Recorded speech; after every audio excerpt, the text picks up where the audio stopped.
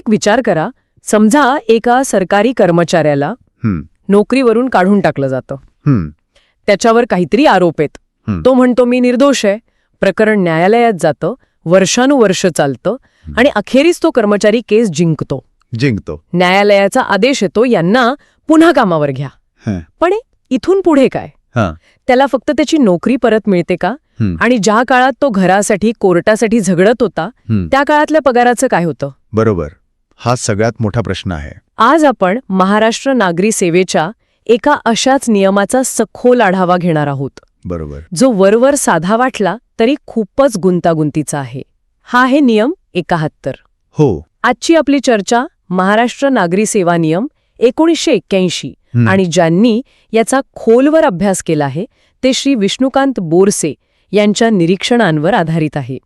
आपलं ध्येय एकच आहे, न्यायालयाच्या आदेशाने नोकरीत परत आलेल्या कर्मचाऱ्याच्या आयुष्यात या नियमामुळे नक्की काय होतं हे सोप्या भाषेत समजून घेणं. आणि ही खरंच एक मोठी उलथापालथ असते, कारण अनेकांना वाटतं की न्यायालयाचा निर्णय आला म्हणजे सगळं संपलं. हो. पण खरं तर तो शेवट नसतो, ती प्रशासकीय प्रक्रियेची खरी सुरुवात असते. हा नियम म्हणजे प्रशासनासाठी एक प्रकारचा नकाशा आहे की आता पुढे काय करायचं. अच्छा. यात फक्त कर्मचाऱ्याला कामावर परत घेणं नाही, तर त्याच्या गैरहजेरीच्या काळातल्या पैशांचा हिशोब कसा करायचा, त्याच्या सर्व्हिस रेकॉर्डचं काय करायचं, या सगळ्याचं मार्गदर्शन आहे. ठीक आहे, चला तर मग या नकाशाचाच वापर करून पुढे जाऊया.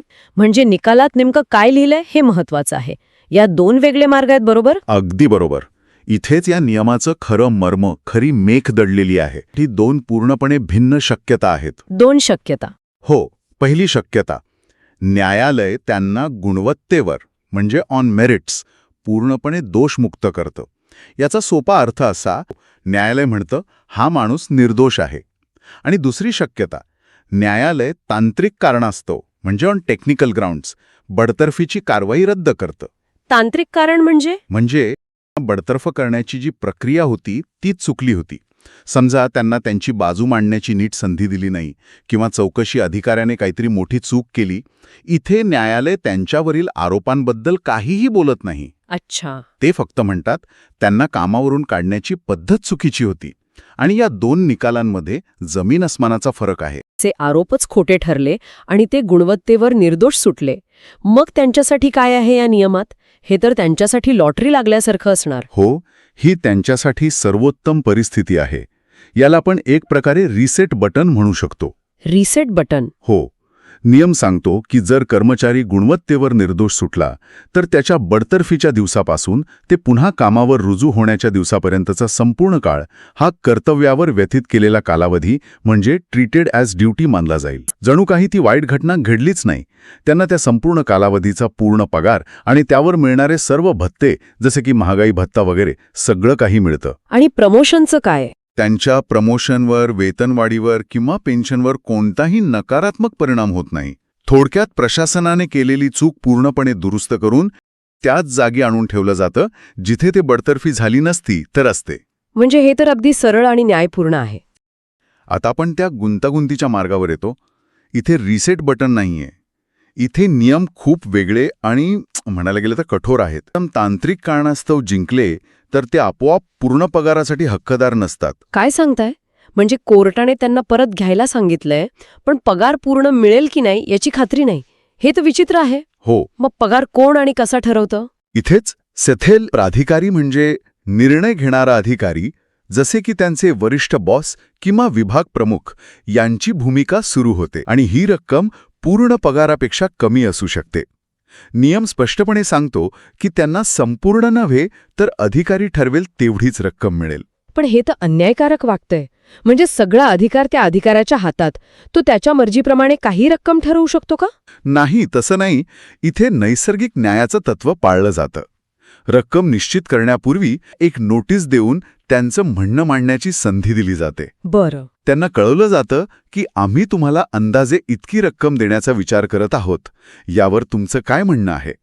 आणि आपलं म्हणणं मांडण्यासाठी त्यांना 60 दिवसांची मुदत दिली जाते. म्हणजे त्यांचं उत्तर विचारात घेतलं जातं? हो, त्यांचं उत्तर विचारात घेतल्यानंतरच अंतिम निर्णय होतो.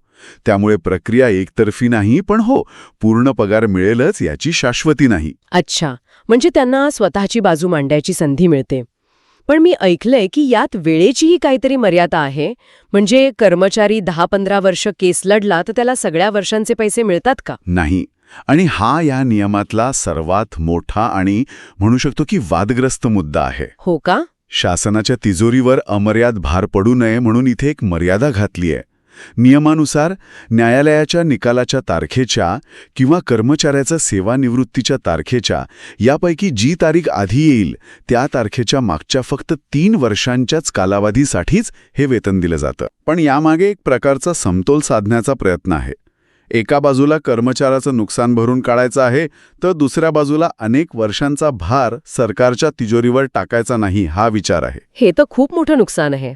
आणि या परिस्थितीत त्यांच्या गैरहजेरीच्या कालावधीचं काय होतं? तो कर्तव्य मानला जातो का, जसं पहिल्या प्रकारात होतं? नाही, ही दुसरी मोठी तफावत आहे.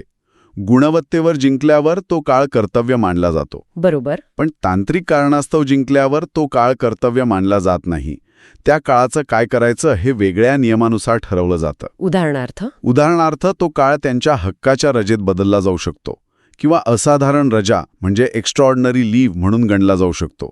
याचा थेट परिणाम त्यांच्या प्रमोशन आणि पेन्शनच्या हिशोबावर होऊ शकतो. नियम अगदी स्पष्ट सांगतो की कर्मचाऱ्याला सरकारकडून मिळणारी कोणतीही रक्कम त्याने बडतर्फीच्या काळात इतर नोकरीतून, व्यवसायातून किंवा इतर कोणत्याही मार्गाने मिळवलेल्या उत्पन्नातून समायोजित म्हणजे ॲडजस्ट केली जाईल. तर आजच्या चर्चेतून आपण नियम 71चे अनेक पैलू पाहिले. गुणवत्तेवर आणि तांत्रिक कारणास्तव पुनर्स्थापनेतील तो जमीन आसमानाचा फरक. हो. पूर्ण पगार विरुद्ध अधिकाऱ्याने ठरवलेली रक्कम, 3 वर्षांची कमाल मर्यादा आणि बाहेर कमावलेल्या पैशांची वजावट, या सगळ्या गोष्टी आता स्पष्ट झाल्या आहेत. ePrashikshण.com नावाचं एक खास यूट्यूब चॅनल आहे जे शासकीय कर्मचाऱ्यांच्या गरजा लक्षात घेऊनच तयार केलंय. हे चॅनल खरं तर एका मार्गदर्शकाची भूमिकाच बजावतं. या चॅनलचा हा जो प्रशिक्षण आपल्या दारी उपक्रम आहे ना, तो म्हणजे कर्मचाऱ्यांच्या समस्या आणि त्यावरील उपाय यांना जोडणारा एक अतिशय महत्त्वाचा पूल आहे. ही क्लिप श्री विष्णुकांत बोरसे, विभागीय चौकशी अभ्यासक, पुणे यांनी तयार केली आहे. ही माहिती तुम्हाला उपयुक्त वाटल्यास कृपया लाईक करा, शेअर करा आणि चॅनलला सबस्क्राईब करा. व्हिडिओ पाहिल्याबद्दल धन्यवाद.